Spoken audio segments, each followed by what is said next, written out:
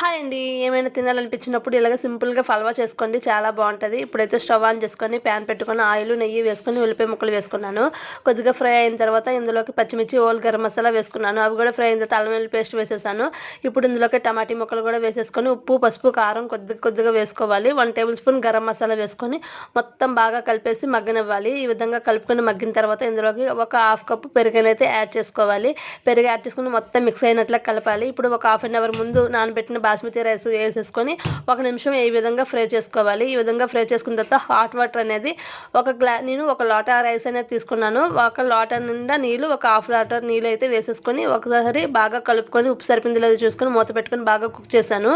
ఈ విధంగా కుక్ అయిన తర్వాత ఇప్పుడు ఇందులోకి కొద్దిగా నెయ్యి అలాగే కొత్తిమీర కూడా యాడ్ చేసుకొని ఒకసారి బాగా కలిపేసుకొని మూత పెట్టుకొని మరొక 5 నిమిషాలు మగ్గనిస్తే పర్ఫెక్ట్గా ఫల్వా అయితే రెడీ అయిపోతుంది. చాలా సింపుల్గా టేస్టీగా ఉంది. మీరు కూడా రెసిపీని ట్రై చేయండి. Subscribe my channel.